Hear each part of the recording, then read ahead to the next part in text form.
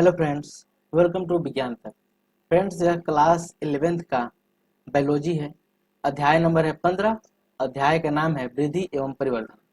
Friends, मैंने इस chapter का 2 वीडियो पहले ही बना दिया है। दोनों वीडियो का लिंक ऊपर आपको यहाँ पे आई बटन पे या नीचे डिस्क्रिप्शन में मिल जाएगा। वहां से जाकर के आप उन्हें देख सकते हैं ताकि आपकी तैयारी बेहतर हो सके। आज हम लोग बात करने वाले हैं विभेदन, निर्विभेदन और पुनर्विभेदन के बारे में। तो जान लेते हैं विभेदन क्या होता है, निर्विभेदन क्या होता है, पुनर्विभेदन क्या होता है। थोड़ा सा पहले जान लीजिए।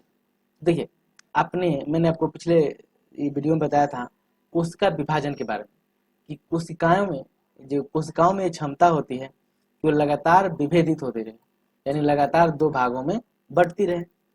अब जब एक कोशिका 2 भागों में बढ़ती है तो उसे हम विभाजन कहते हैं। ठीक है, विभाजन के बाद कुछ कोशिकाएं ऐसी होती है जिसमें विभाजन की क्षमता समाप्त हो जाती है।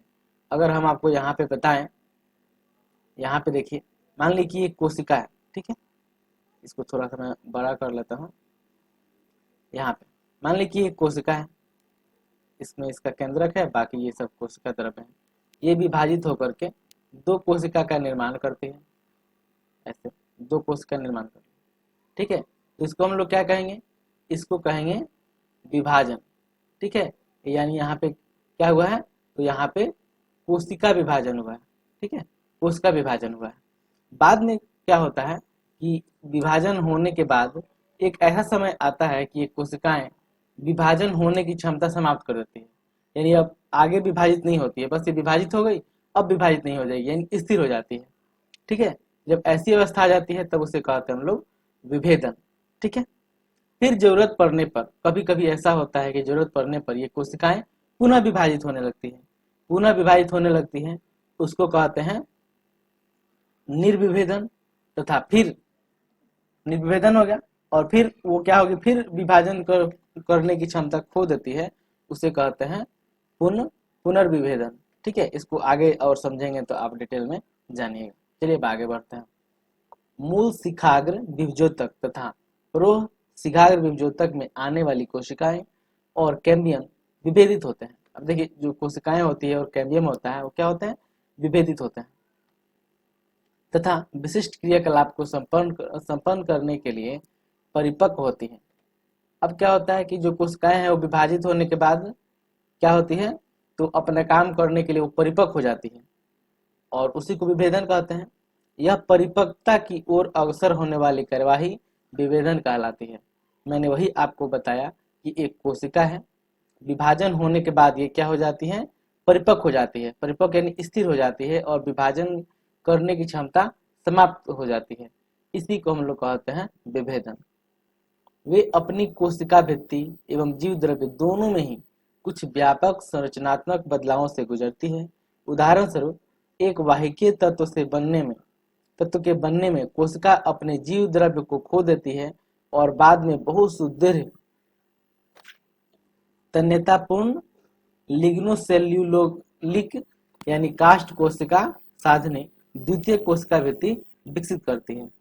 अब यहाँ पे अगर हम एग्जाम लें वाहिकीय तत्व का, जो आप देखे होंगे जाइलम में, यानी एक नलिका जैसी संरचना होती है, उसमें क्या होता है कि कोशिका द्रव्य उसका सूख जाता है और बहुत उस पर एक मजबूत कोशिका भित्ति बन जाती है, जिसे हम लोग द्वितीय कोशिका भित्ति कहते हैं। ठीक है, द्वितीय कोशिका भित्ति बन जाती है जो लंबी दूरी तक सर्वोच्च तनाव में भी जल को वहन करने के लिए उपयुक्त होता है।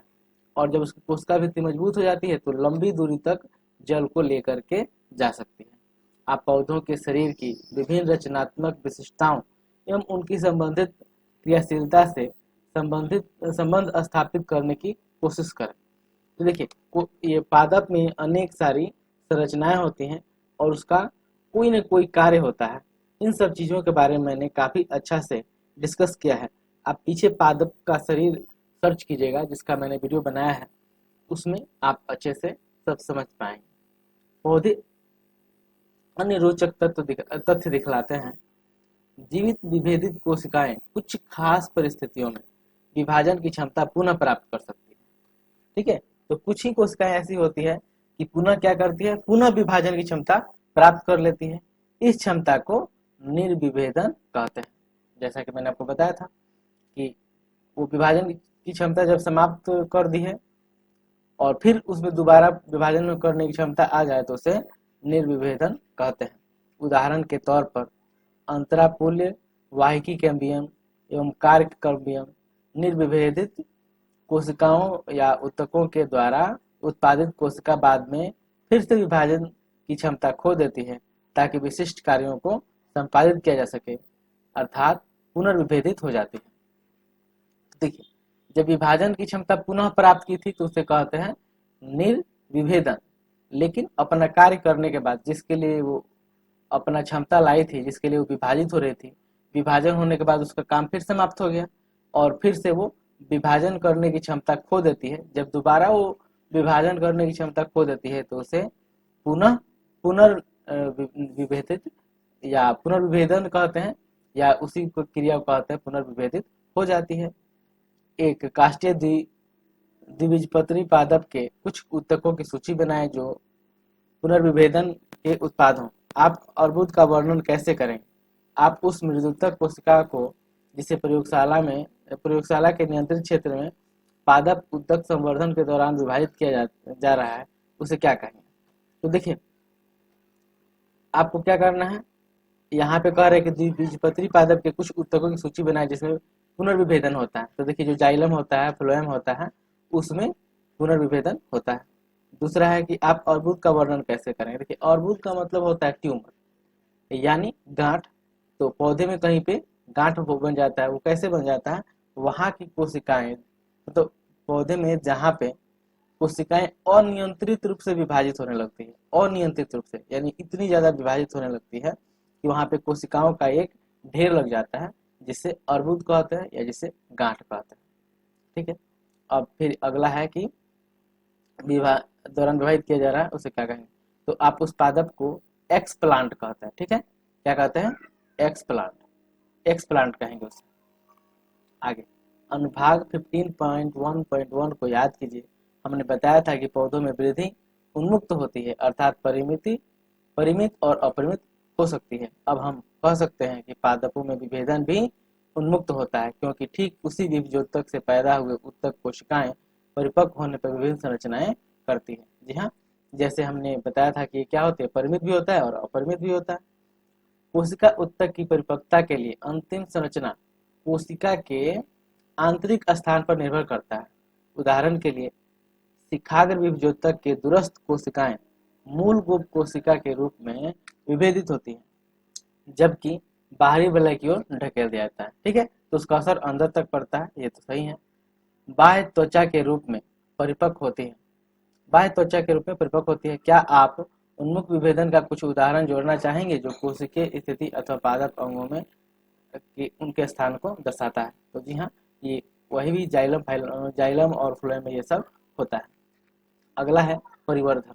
ठीक है, देखिए, परिवर्धन वह शब्द है जिसके अंतर्गत एक जीव के जीवन चक्र में आने के वाले वे सारे बदलाव शामिल हैं। परिवर्धन क्या होता है? परिवर्धन वह शब्द है जिसके अंतर्गत एक जीव के जीवन चक्र में आने वाले वो सारे बदलाव हैं, यानी किसी जीव के पूरे जीवन काल में जितने भी बदलाव आते हैं उन सभी को मिलाकर परिवर्धन कहते हैं, जो बीजांकुरण तथा जरावस्था के बीच आते हैं। पादप की कोशिकाओं में होने वाले परिवर्धन की क्रमिक प्रतिक्रियाओं को रेखा चित्र के द्वारा प्रस्तुत किया गया है। यह ऊतकों, अवयवों, अंगों पर भी लागू होता है। चलिए इस फिगर को देखिए। यहाँ पे सबसे पहले क्या है? विभजोतक है। विभजोतक में क्या होता है? कोशिका विभाजन होता है। ठीक है, कोशिका विभाजन के बाद उसमें विभेदन होता है और इसी समय दीर्घीकरण भी हो रहा होता है, परिपक्वता भी होता है। बाद में जो परिपक्व कोशिका होती है वो जरावस्था में पहुंच जाती है और बाद में उसकी मृत्यु हो जाती है। यह साइकिल लगातार चलता रहता है।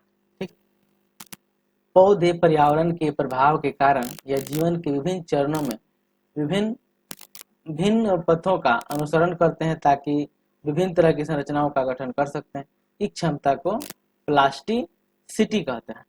ठीक है, तो पौधे क्या होते हैं? पर्यावरण में विभिन्न तरह के विभिन्न तरह के चरणों में विभिन्न पथों का अनुसरण करते हैं और अपनी संरचनाओं में बदलाव भी करते हैं। इसे हम प्लास्टिसिटी कहते हैं। उदाहरण के तौर पर कपास, धनिया एवं लार्कस्पर में विभिन्न आकार की पत्तियां, उन पौधों में पत्तियों का आकार किशोरावस्था एवं परिपक्व अवस्था में भिन्न होते हैं। दूसरी तरफ बटरकप के पत्तियों का आकार वायवीय भागों में अलग होते हैं। यहाँ आप फिगर में देख सकते हैं। विषम पर्णता का यह दृश्य प्लास्टिकता या सुघट्यता का एक उदाहरण है। जैसे यहाँ पे देखिए, ये एक पौधा है, इसको मैं थोड़ा छोटा कर लेता हूँ। ठीक है, तो ये लार्कस्पर का पौधा है। ये देखिए, ये तरुण अवस्था में, जब छोटा रहता है तब, और जब प्रौढ़ अवस्था में हो जाता है तो ऐसा दिखाई देता है। ठीक है, आप दूसरा देख सकते हैं, यह बटरकप का पौधा है। जब ये पार्थिव अवस्था में होता है तो इसकी पत्तियां ऐसी होती है, और जब ये जलीय अवस्था में होता है तो इसकी पत्तियां ऐसी होती है। यानी विभिन्न तरह के वातावरण में वो अपने आकार में, अपने संरचना में अलग अलग परिवर्तन कर लेते हैं। अतः एक पौधे के जीवन में वृद्धि, विभेदन और परिवर्धन बहुत ही निकट संबंध रखने वाली घटनाएं हैं। ठीक है, तो किसी पौधा में वृद्धि हो, विभेदन हो या परिवर्धन हो, सभी एक दूसरे से संबंधित हैं। व्यापक तौर पर परिवर्धन को वृद्धि एवं विभेदन के योग के रूप में माना जाता है। यानी वृद्धि और विभेदन दोनों को मिला दीजिएगा तो उसे कहेंगे परिवर्धन। पौधों में परिवर्धन अर्थात वृद्धि एवं विभेदन दोनों आंतरिक एवं बाह्य कारकों से नियंत्रित होते हैं। और पौधा में जो वृद्धि होता है वो क्या होता है, आंतरिक और बाह्य दोनों कारकों से नियंत्रित होता है। आंतरिक कारकों में अंतरकोशिकीय अनुवांशिक तथा अंतराकोशिकीय कारक जैसे पादप वृद्धि नियामक रसायन, जिसे हम लोग हार्मोन कहते हैं, शामिल हैं। जबकि बाह्य कारकों के अंतर्गत प्रकाश, तापक्रम, जल, ऑक्सीजन, पोषक पदार्थ आदि शामिल है। ठीक है, ये वृद्धि नियामक है ना, इसी को ये पादप में जो वृद्धि नियामक होता है वो हार्मोन होता है, पादप वृद्धि नियामक। चलिए इसके बारे में हम लोग जानेंगे अगले वीडियो में। यह वीडियो आपको कैसा लगा है कमेंट करके जरूर बताइएगा। अच्छा लगा है तो लाइक कीजिएगा। कोई शिकायत या सुझाव हो उसे भी कमेंट बॉक्स में लिखिएगा। यह वीडियो देखने के लिए आपका बहुत बहुत धन्यवाद। बाय।